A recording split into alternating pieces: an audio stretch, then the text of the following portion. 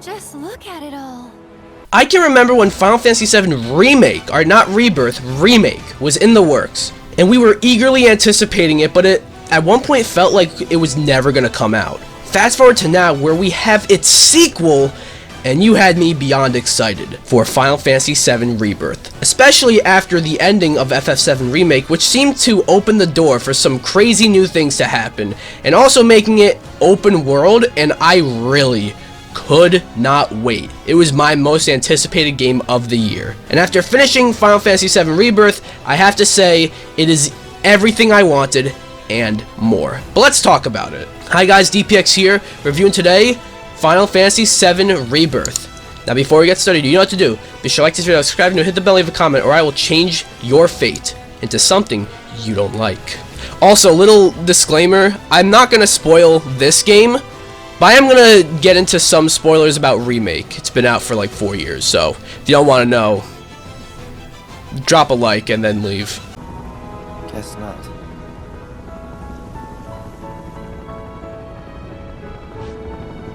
Let's go.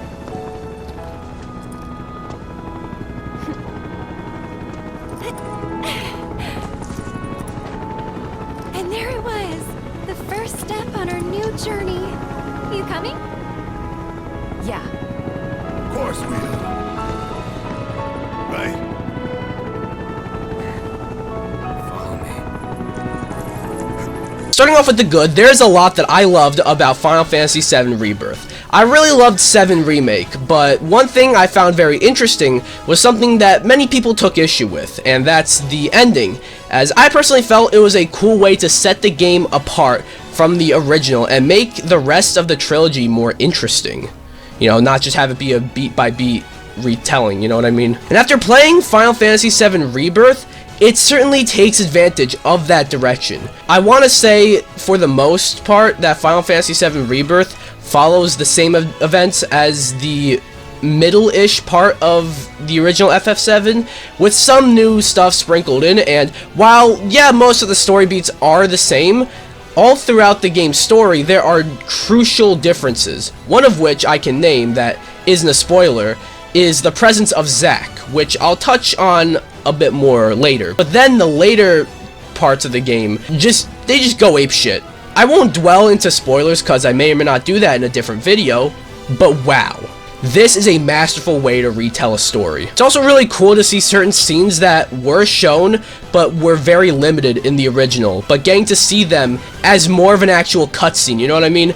I'm gonna call it quits on the story for now. I'll get back to it, you know, certain elements of it in a minute, but I gotta talk about the gameplay. Whether you're running around the giant open world, which I'll touch on more later, or you're in combat, the game feels amazing. When you're in combat, it's a lot of fun, and there are many party members with different abilities.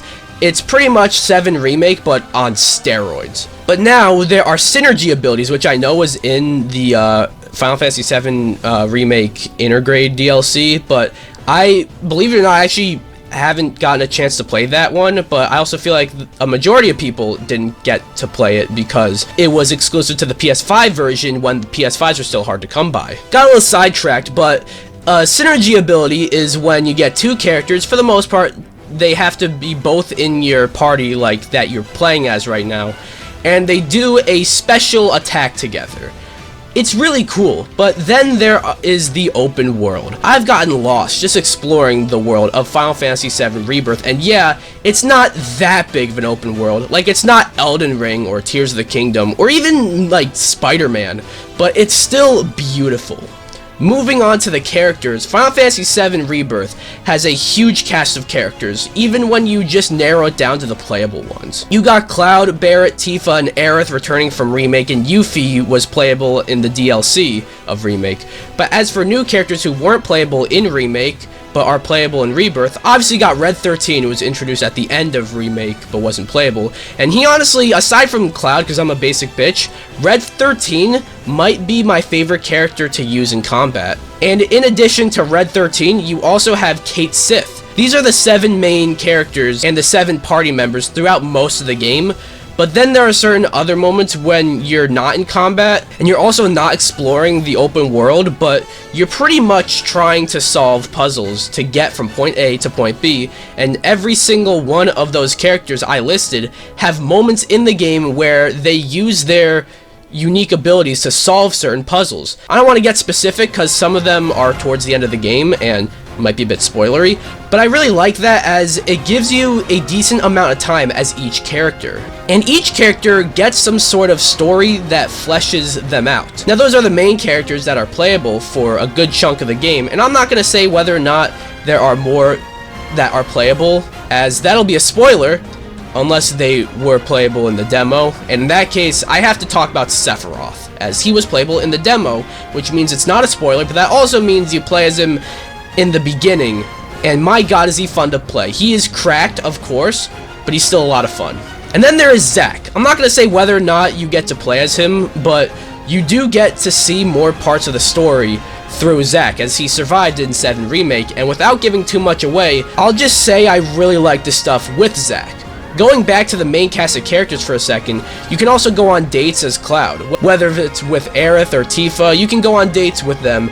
And as far as other characters, you can have conversations with them and you get, like, you know, notified that your relationship with that character changed, adding a nice dynamic to the cast of characters, and honestly makes it feel a little more real, as weird as that sounds. There's also the bosses, in particular the final boss, which I won't get into, maybe in the spoiler video if you want to see that.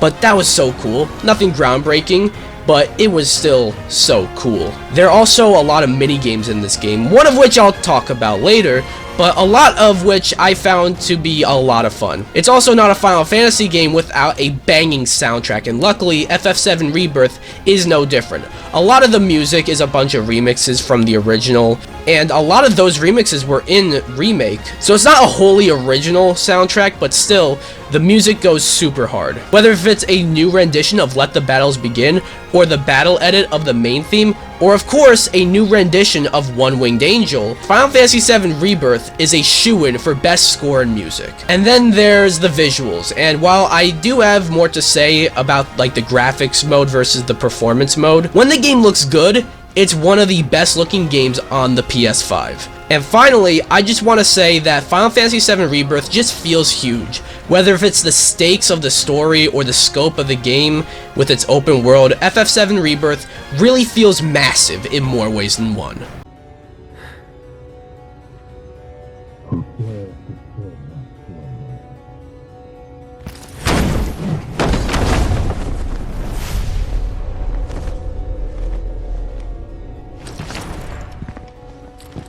Moving on to the mixed aspects of FF7 Rebirth, there really isn't much that I'm particularly mixed on. I guess it is a bit of a bummer that characters like Vincent and Cid are in the story, but they're not playable despite being playable characters in the original.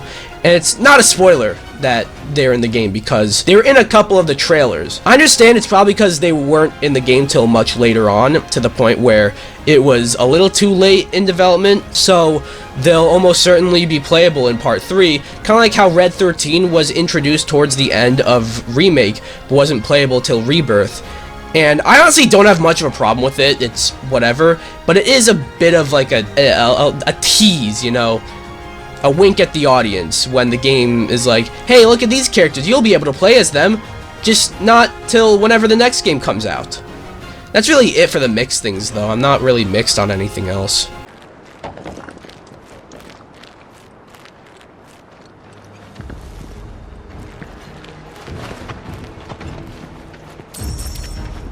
As for the bad, I got a couple of minor issues and one more significant issue that didn't really ruin the game for me, but it's worth mentioning. I'll start with some of the smaller issues, and one is some of the dialogue.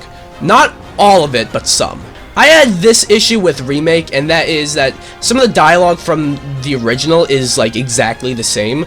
That doesn't sound too bad until you realize that the dialogue from the original was a bunch of text that you had to read. In here, it's words that characters are saying, so it might come across differently. It didn't bother me too much, but it did take me out a little bit. The other issue I had that ultimately didn't matter too much to me is, and I'm probably gonna get some flack for this, but I really did not like Queen's Blood.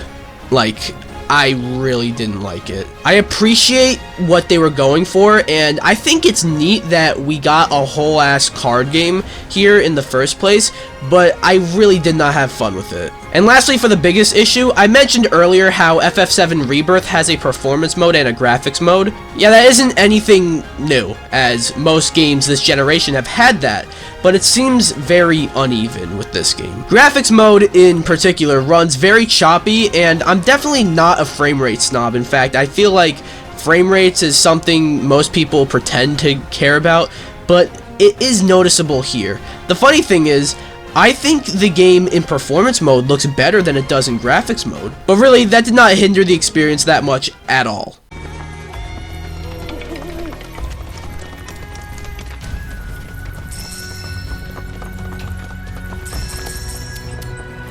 Sure, I might not have liked Queen's Blood, the dialogue might be a bit strange when said out loud, and the graphics mode leaves a little bit to be desired. That did not at all ruin my time playing Final Fantasy VII Rebirth. If FF7 Remake was more of a reimagining than an actual remake, I think Rebirth can classify as its own game, and I think it's earned it. From its engaging and wildly fun combat to its colorful cast of characters, wild but compelling and at times emotional story, beautiful open world, stellar soundtrack, and so much more, Final Fantasy VII Rebirth is truly one for the ages, and the Final Fantasy franchise and Square Enix as a whole are on a roll. That rhymed. So in the end, I'm going to give Final Fantasy VII Rebirth a 10 out of 10. So yeah, I don't see how any game this year can beat out this game for my game of the year. But we'll see, we're only in March. Anyways, what do you guys think about Final Fantasy VII Rebirth? Do you guys like it, not like it? Have you guys played it, not played it? And if you haven't played it, you guys want to play it, not want to play it? Anything about the game, let me know down below. Anyways, be sure to like this video, come subscribe, or I will change your fate for the worse. Bye!